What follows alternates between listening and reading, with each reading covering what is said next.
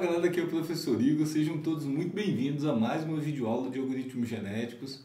E nessa videoaula nós vamos falar sobre um tema muito importante. A gente vai falar sobre conversão genética. Vamos lá então.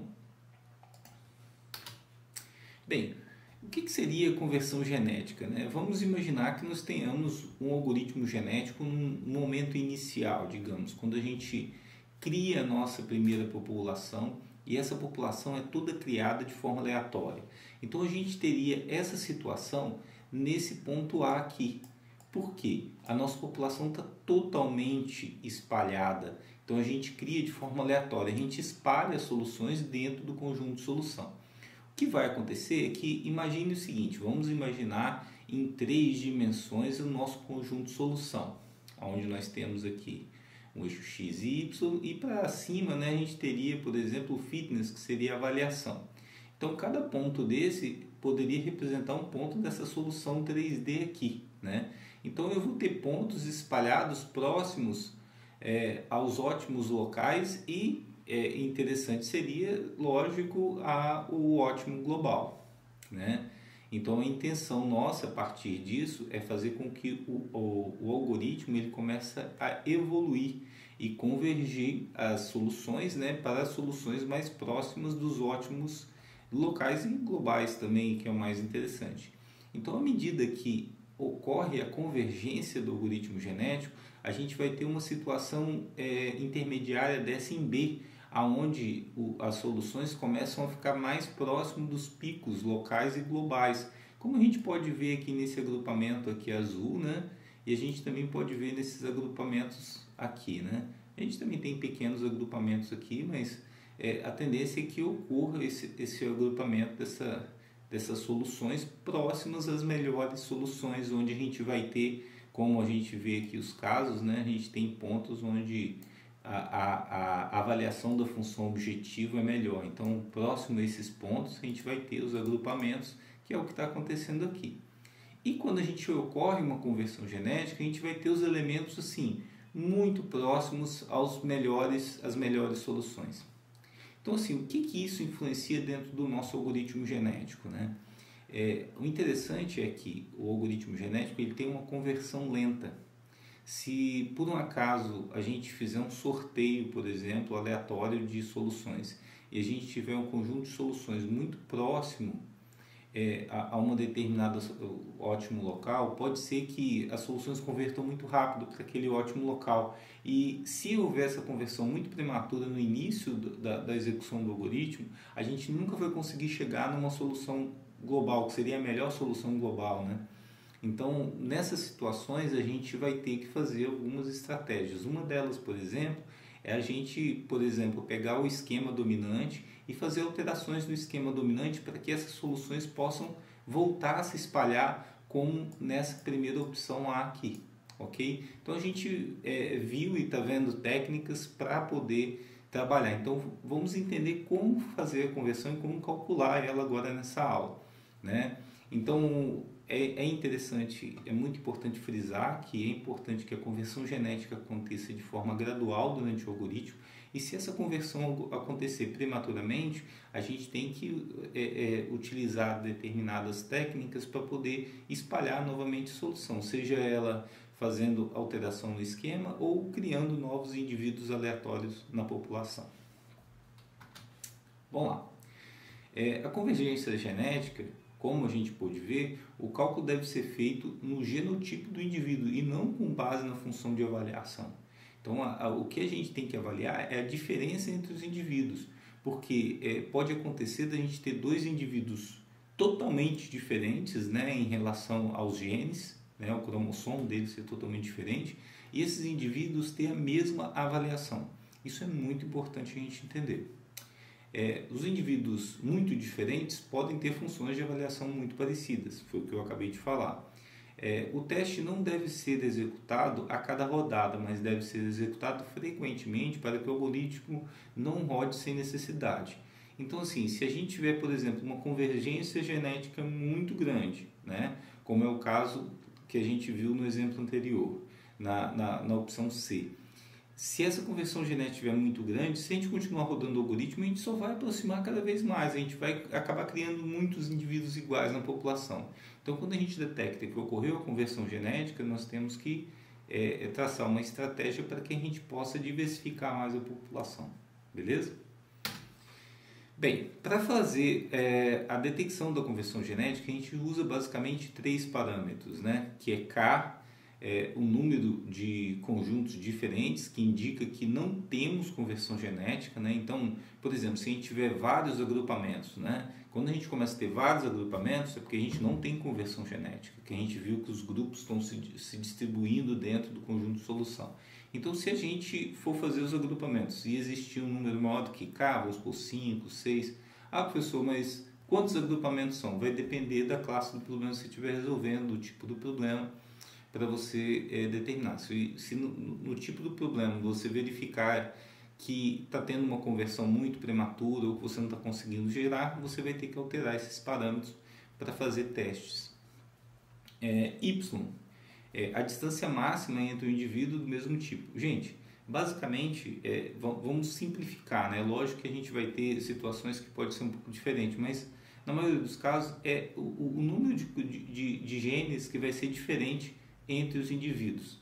Então, se eu tenho, por exemplo, uma distância máxima de 4 genes, 10 genes, né? Se eu tiver 2 indivíduos e a diferença entre os genes for menor do que o valor de Y, ele está dentro do mesmo conjunto. Se for maior, eu vou ter que jogar ele para outro conjunto. Se não existir um conjunto, eu crio outro conjunto, ok?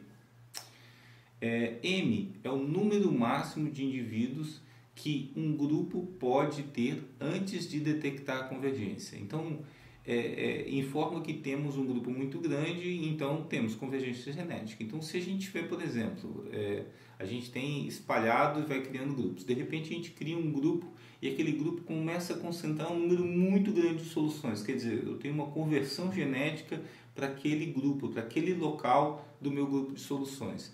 Então, nesse momento, eu detecto que eu tenho uma conversão genética. Então, vamos entender como é que faz esse cálculo, né? Vamos dar um exemplo prático agora. A distância é calculada através do número de genes diferentes entre os indivíduos, beleza? Então, vamos considerar que a gente tem o K igual a 3, Y igual a 3 e M igual a 15. Gente, lembrando, o K, eu coloquei até um lembretezinho aqui embaixo, tá, gente? Para a gente poder sempre voltar aqui e lembrar. K é o número máximo de conjuntos. Então, se eu tiver mais conjuntos do que esse número K, eu não tenho conversão. Então, quando a gente for calculando o algoritmo, criei o K igual a 3, criei 4 conjuntos, não tem conversão, tá? A distância máxima entre os indivíduos do mesmo conjunto. Então, essa distância, esse Y, é importantíssimo, porque quando eu ver a diferença entre os indivíduos da população, ele que vai me dizer se esse indivíduo faz parte de um grupo ou se eu tenho que criar outro grupo para colocar ele. Beleza? E o número máximo de indivíduos do mesmo conjunto. O número máximo de indivíduos do mesmo conjunto. Então, quando esse número M de um mesmo conjunto for maior, o número de indivíduos que eu achei, eu já sei que teve conversão. Então, quer dizer, eles se agruparam muito num determinado local. Então, vamos lá. Vamos supor que a gente vai fazer avaliação. Mas, inicialmente, eu não tenho nenhum agrupamento e a gente vai pegar o primeiro indivíduo ali da população. O primeiro indivíduo ele vai ser o genotipo do primeiro grupo, né? Então, basicamente, eu crio o genotipo com base nesse primeiro indivíduo e coloco que o grupo tem um indivíduo. Bem, assim que eu faço a criação do grupo, né, eu vou partir para a avaliação do segundo elemento. O segundo elemento, quando a gente faz a avaliação em relação ao genotipo que a gente criou do primeiro grupo, com base no primeiro indivíduo, né, a gente faz a comparação entre os genes. Tá vendo que aqui eu tenho uma diferença aqui e eu tenho uma diferença aqui. Então eu tenho 2 de diferença. 2, no nosso caso, ele é menor do que Y, que aqui é 3. Então, por exemplo, Y é o que? Só lembrando, é a distância máxima dos indivíduos do mesmo conjunto. Então, como essa distância aqui que eu achei é menor, ele faz parte desse conjunto aqui, gente. Então, eu só vou incrementar esse cara aqui nesse conjunto. Então, esse indivíduo vai fazer parte desse mesmo conjunto, ok?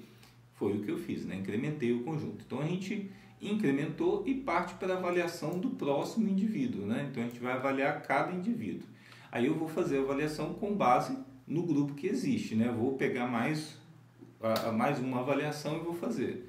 Bem, fazendo a avaliação com o nosso genotipo aqui, né? Que ele está aqui em cima, né? É o mesmo, vocês podem ver.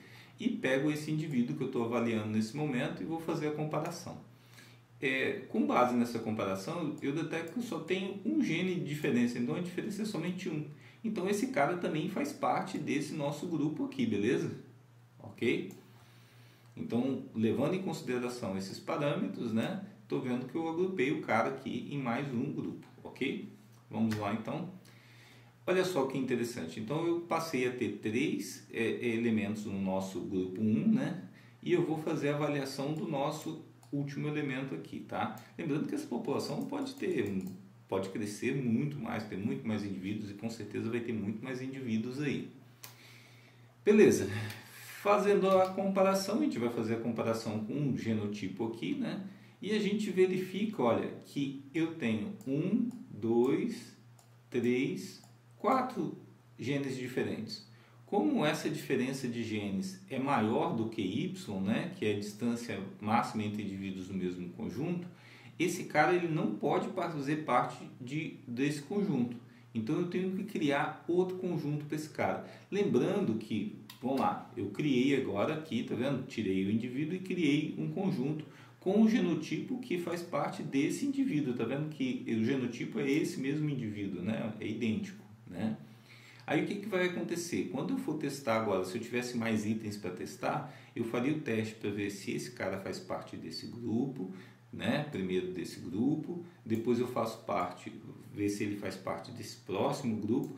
Se ele fizer parte de um dos grupos, eu incremento o número de indivíduos desse grupo. Se não fizer parte desse daqui, eu crio outro grupo. E assim a gente vai rodar todos os indivíduos da população até terminar a avaliação de todos da população. No final dessa avaliação, a gente vai ter mais ou menos uma situação, pode ter essas situações, né? Então, assim, quais vão ser as situações?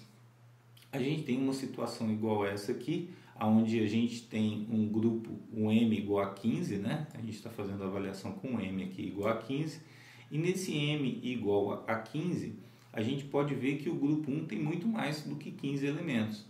Então, o M é maior do que 15 no grupo 1, então há uma convergência. A gente teve uma convergência aqui para esse elemento. Aí a gente tem, por exemplo, aqui o K igual a 3, né? E a gente vê que nesse exemplo aqui a gente tem 4 grupos. Então, quer dizer, naquela criação de grupos a gente teve vários grupos criados. Como o número de grupos é maior, então não há convergência porque a gente não tem um ponto muito centrado. Lembrando que a gente tem que avaliar essas situações durante a execução do algoritmo. Então vamos ver o pseudocódigo para fazer esse cálculo. Eu queria muito que vocês tivessem entendido até esse momento como que é feito o cálculo, né? Como que a gente cria os grupos e como que a gente insere o indivíduo dentro de um determinado grupo. Tá? Então agora a gente vai ver o pseudocódigo para calcular esse cara. Bem, aqui nós temos o nosso pseudocódigo, né? Onde a gente inicia I igual a 1 e o número de conjuntos igual a 1, que é aquela mesma situação que a gente cria um grupo, né?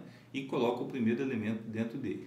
Enquanto o tamanho do grupo I for menor ou igual ao tamanho da população e o número de grupos for menor ou igual a K, quer dizer, né? Inicialmente eu só tenho um grupo, faça. Aí ele vai pegar o número de conjuntos, quer dizer, vai rodar todos os conjuntos para cada indivíduo, né? Então ele vai tentar encaixar esse indivíduo dentro de um determinado grupo, igual a gente fez lá quando a gente pegou cada indivíduo e ia verificando a diferença do genotipo, né? Se a diferença for menor do que o valor de Y, a gente insere dentro daquele grupo, se não a gente procura outro grupo, se não achar nenhum grupo no final, a gente cria um grupo para aquele cara. Então aqui, se a distância do indivíduo e o indivíduo do grupo J for menor do que Y, então a gente descarta o indivíduo, incrementa o número de indivíduos do grupo J, que a gente fez isso lá, e se o número de indivíduos do J for maior do que M, né, quer dizer, se a gente tiver um número de indivíduos nesse momento que eu incrementei já maior do que M, M é o número máximo de indivíduos do mesmo conjunto, eu já determino que ocorreu a convergência genética. Eu não tenho necessidade de continuar rodando todos os elementos da população nesse momento, né? Aí eu determino se tem e interrompo o loop, né? Aqui também a gente fala de interromper o loop, não é porque se há convergência não. É porque no momento que eu determinei que eu vou inserir esse elemento, eu não preciso mais rodar esse loop aqui, né? Porque eu já inseri ele dentro de um conjunto, eu não preciso, se tiver 10, 20 conjuntos, eu não preciso rodar todos eles, né? Aí a gente determina, né, no final disso tudo, se J é maior do que o número de conjuntos, quer dizer, eu peguei e tentei inserir o indivíduo dentro do conjunto nesse loop aqui, né? Então eu inseri ele ou criei um novo grupo para ele, né? Então nesse momento aqui que eu inseri e determinei, eu venho e pergunto, ó, J é maior que o número de conjuntos, né? Então o número de conjuntos vai ser incrementado. Crie um conjunto com o indivíduo e o número de indivíduos igual a 1. Então, nesse momento que eu não consegui encaixar ele aqui em nenhum dos grupos existentes, né, eu venho aqui e encaixo ele, crio um grupo para ele. Aí eu incremento o indivíduo e vou rodando o próximo indivíduo da população e fazendo isso. Então, nesse momento, o que eu estou fazendo, né? Primeiro, eu verifico se existe um grupo que ele se encaixa. Se ele não se encaixou em nenhum grupo, eu crio um grupo para ele, né? E vou fazendo isso até finalizar os elementos da população. No final, eu vou ter quantos indivíduos tem em cada grupo, né? E vou ter também o número de grupos. Com base nesses dois parâmetros, a gente consegue verificar, né, se o número máximo de conjuntos for maior do que K, né, quer dizer que não há convergência, e se o número máximo de indivíduos do mesmo conjunto for maior do que M, significa que houve convergência, porque o número de indivíduos está muito grande no mesmo local, como a gente viu ali em cima. Beleza? Então, no final, aqui eu testo. Se o número de conjuntos for menor do que K, então há convergência. Se não, não há convergência no caso se o número de conjuntos for menor. Beleza? Pessoal, basicamente o que a gente tem sobre convergência é isso. Tem outras técnicas para calcular convergência, eu acho essa a mais tranquila da gente poder estar trabalhando. Eu espero que tenham gostado da aula. Um forte abraço para vocês e até a nossa próxima aula.